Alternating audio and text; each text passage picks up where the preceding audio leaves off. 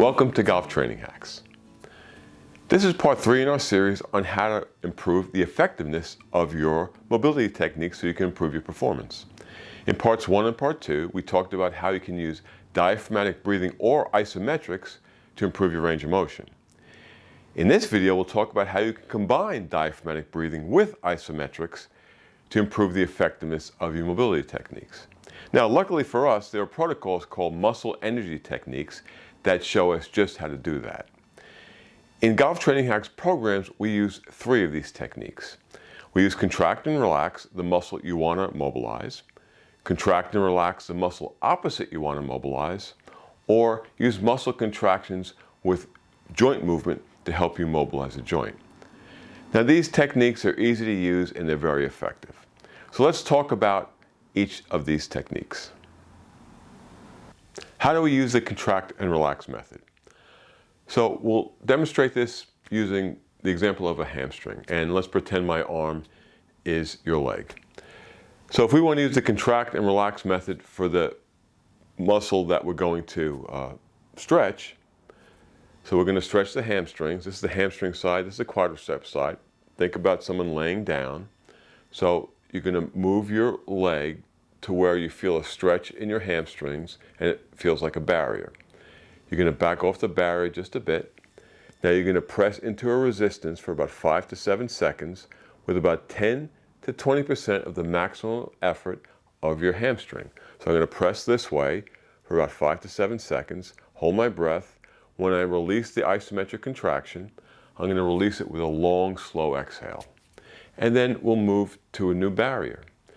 You're going to stay at that new barrier for about 30 seconds, 60 seconds, maybe a minute, minute and a half. While you're breathing, you have to take deep diaphragmatic breaths with long, slow exhales. Okay, that's going to boost even more the effectiveness of this technique. So now we're at the new barrier.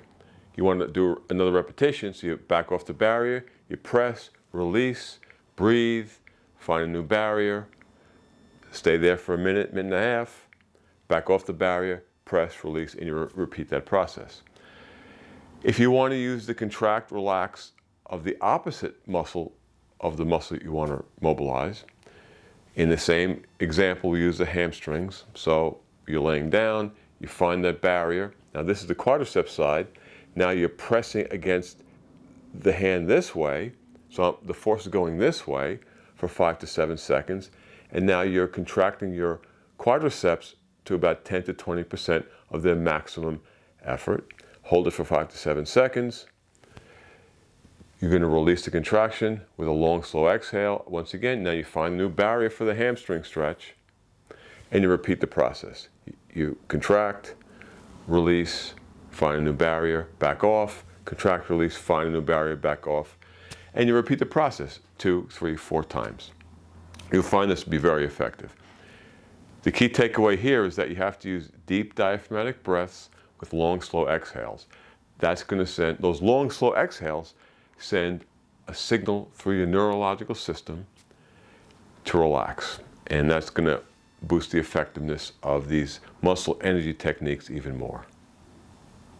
How would you use muscle contractions to mobilize a joint? Well, it's pretty simple. So let's take the elbow as an example. Let's say I want to mobilize my elbow. I'm going to move my elbow against force. It's that simple. Now, I'm not trying to move it against a really hard force. It's like the other techniques. I'm going to use 10 to 20% of my effort here so that my elbow can move freely through a range of motion with some force applied. So that's how you can use muscle contractions to help you mobilize a joint. In future videos, I'll demonstrate more of these muscle energy techniques. So why do muscle energy techniques work? Well, in the case of isometric contractions, when you have an isometric contraction, there's a period of muscle relaxation after the contraction.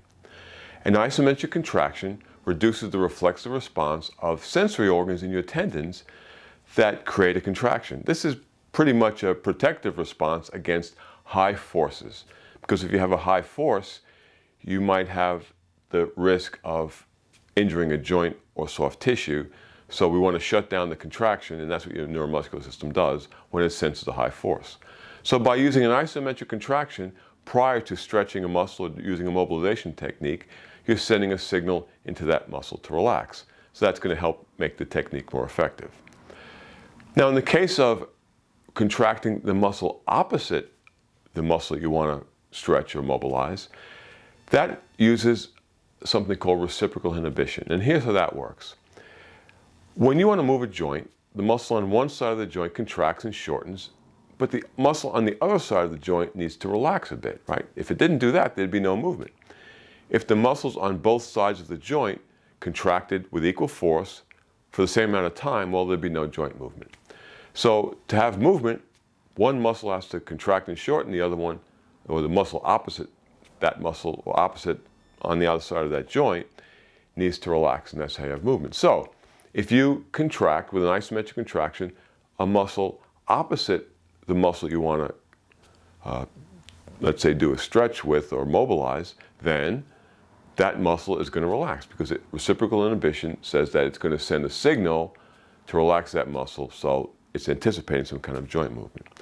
So that's going to make mobilization or stretching more effective because you're relaxing the muscle in that way. At Golf Training Hacks, we not only want you to play better golf, but we want you to move better and feel better every day so you can play the best golf of your life for the rest of your life.